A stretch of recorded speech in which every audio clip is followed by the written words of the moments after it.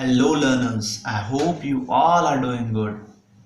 This is second part of Law and Social Justice, and in this video we are going to discuss Bhopal gas tragedy, what are unfair practices and what are the laws to protect employees from those unfair practices. Yeah, if you have not watched the first video, then go and first watch that. Yeah, let's move towards Bhopal gas tragedy. Yeah, so this happens on midnight on 2nd of December 1984. A poisonous gas start releasing from a company, Union Carbide, due to which 8,000 people lose their life within 3 days and hundreds and thousands of people were maimed. Means they become disabled. Particular part of their body was not working properly. Yeah, these are those figures which are provided in your book, but the real figure are a bit different from that. Yeah, the real figures are 25,000 people lose their lives in that incident. Hundreds and thousands of people are disabled. Many become sick, and till in fourth generation, baby take birth with disabilities. Yeah, and one more thing that they are not get well paid for losing their life. They are not well compensated. Yeah, for losing their lives and becoming disabled for their whole lives. On the other hand, just because uh, tourist company is not able to manage a trip of few tourists, they have to pay 8 lakh compensation. Yeah, but in this scenario they just get payment of 30,000 per head for losing their lives and becoming disabled for their whole life. Yeah, after fighting for so many years. Yeah, it is a bit disappointing. Many people are involved in that, even some government officers, and even there is some sort of fault of government too. But the scenario has now changed. Now the laws are more stringent for companies. Yeah, we are going to discuss those later, and I am also attaching a video with this video to make you understand this tragedy, Bhopal gas tragedy, in more clearful way. So let's move to a second topic, unfair practices. Yeah, before understanding this topic, we have to understand why foreign companies are investing in India, or they are establishing their companies in India. Yeah, or any other developing country. Yeah, if they establish their company in their own country, they have to heavily spend on safety measures. They have to provide all sort of facilities which they are not providing to employees of India. Yeah, they have to provide them a proper training of 6 months around, and they have to give them a safety equipments, housing facility, and all other sort of facility with a good quality. Yeah, and when they come and establish their companies here, they got so many benefits, and they can exploit us in many ways. They can pay us low wage rate on the name of cost cutting. They are not providing a proper training to that employee. On the name of cost saving, they are playing with the lives of people. They are not providing them equipments for their safety of proper quality. They make them work for a long hours with that less pay. Yeah, and they get many benefits, like tax benefit, and n numbers of benefit from government. Yeah, for establishing their business here in India.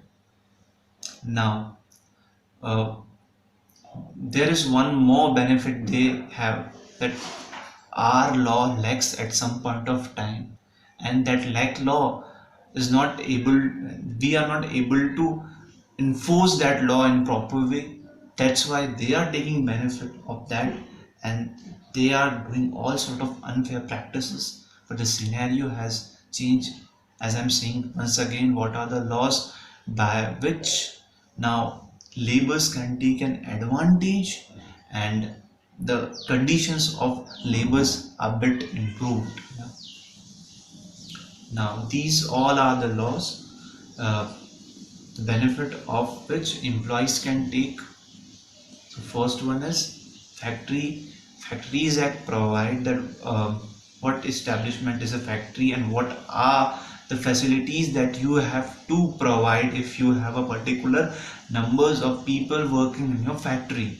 Payment of Bonus Act says that you have to provide bonus to your employee, your worker once a year. Environmental Protection Act says that you have to take care of all the measures that, and you have to take care that your work is not much polluting the environment, and you can't dispense of your waste which is hazardous at any sort of place. Yeah, you can't dispose on a land or on a drinking water wells or anywhere like that. Yeah, you have to process this properly. Yeah, you have to plant trees around your factory according to the work you are doing, according to the premises you are having, and many things are discussed in this act. You don't have to worry about all those things.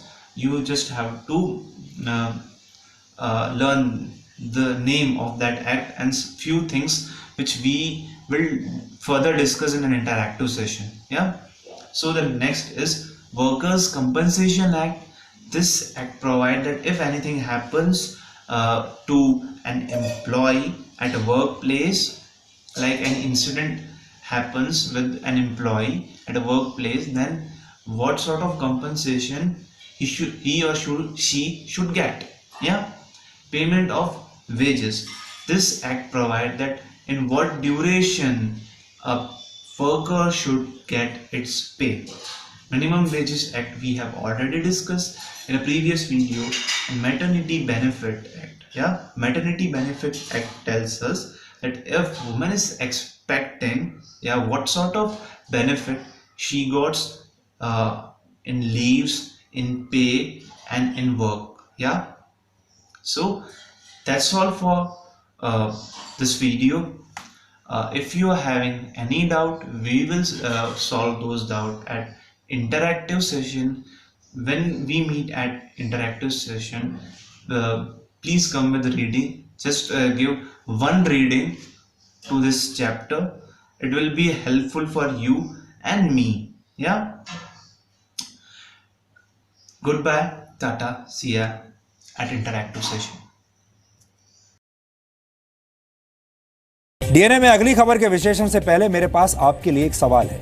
क्या आप जानते हैं कि 2 दिसंबर 1984 की रात को क्या हुआ था? और मैं दावे के साथ कह सकता हूं कि देश को यह तारीख शायद याद नहीं होगी, लेकिन कई लोग ऐसे हैं जिनके लिए तारीख उनके जीवन का वो काला अध्याय है जिसे वो मरते दम तक कभी भूल नहीं सकते। इसलिए आज इस तारीख की पीड़ा को महसूस करना जरूरी है। मैं भोपाल गैस त्रासदी की बात कर रहा हूं, जो एक तरह का औद्योगिक आतंकवाद था, जिसमें राजनेता शामिल थे, अमीर उद्योगपति शामिल थे और हमारे देश के सरकारी अफसर और सरकारी मशीनरी भी इसी आतंकवाद का हिस्सा बन गई थी।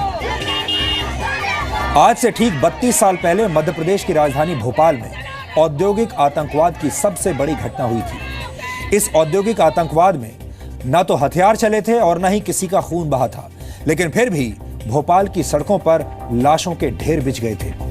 अमेरिकी कंपनी यूनियन कार्बाइड का कारखाना उस रात एक मर्डर करने वाली मशीन में बदल गया था। आज यूनियन कार्बाइड का वीरान कारखाना औद्योगिक आतंकवाद का सबसे बड़ा सबूत बनकर भोपाल गैस त्रासदी के पीड़ितों का मजाक उड़ा रहा है।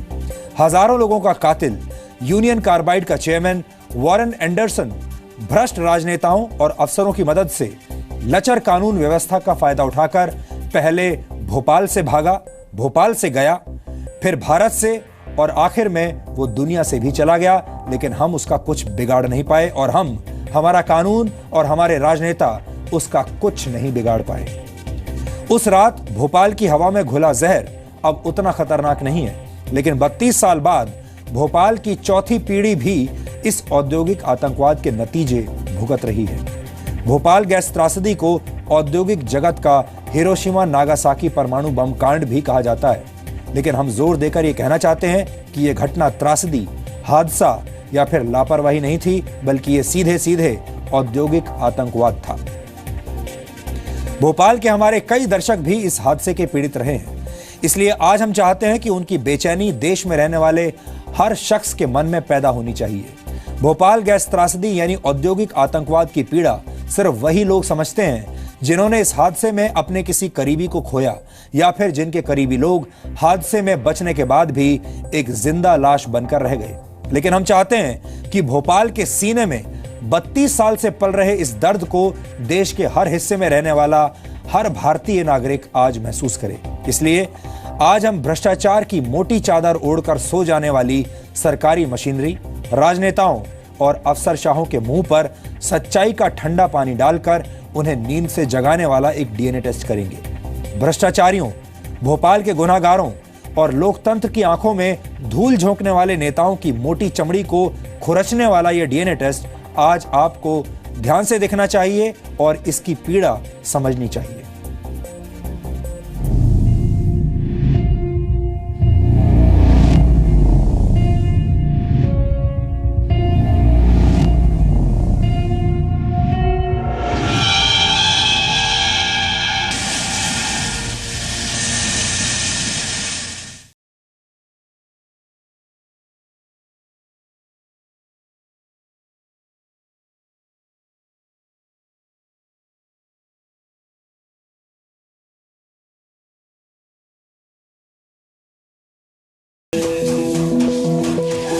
उस रात भोपाल के लोग मौत मांग रहे थे ताकि आजाद हो सके उस दर्द, उस जलन और उस घुटन से जो मौत से ज्यादा बदतर थी।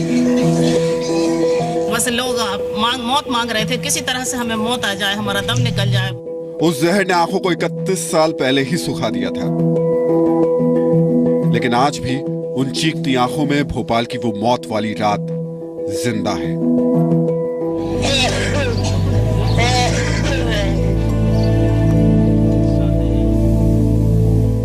जिस जहरीली गैस ने भोपाल को पीढ़ियों तक रोने को मजबूर किया, उसे यूनियन कार्बाइड के डॉक्टर उस रात आंसू गैस बता रहे थे।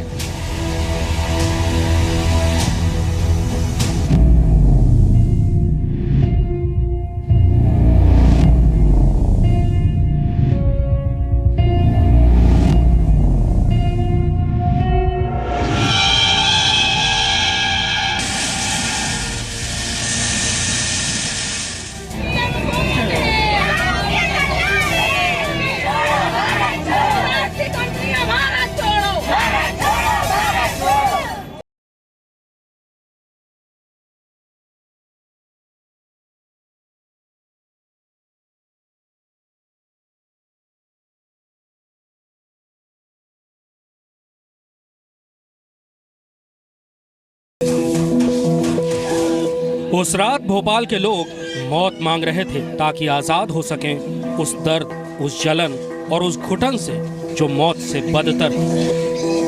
बस लोग मौत मांग रहे थे, किसी तरह से हमें मौत आ जाए, हमारा दम निकल जाए। उस जहर ने आंखों को 32 साल पहले ही सुला दिया था, लेकिन आज भी उन चीखती आंखों में भोपाल की वो मौत वाली रात जिंदा है।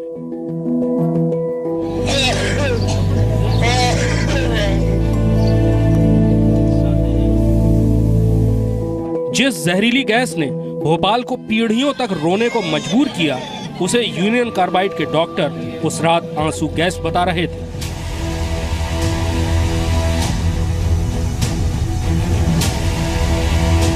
लेकिन यूनियन कार्बाइड कारखाने के टैंक नंबर 610 से निकली वो गैस मिथाइल आइसोसाइनेट थी।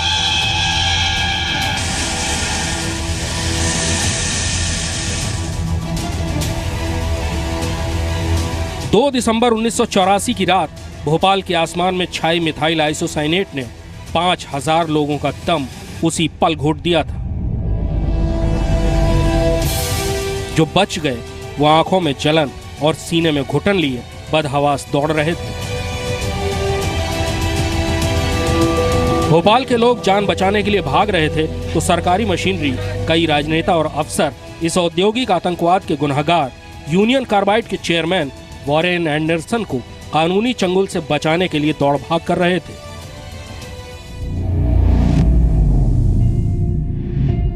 एक दिन के लिए हिरासत में रहने के बाद एंडरसन को जमानत मिल गई और वो दिल्ली और मुंबई होते हुए हमेशा के लिए अमेरिका में सुकून भरी जिंदगी बिताने के इरादे से उड़ गया।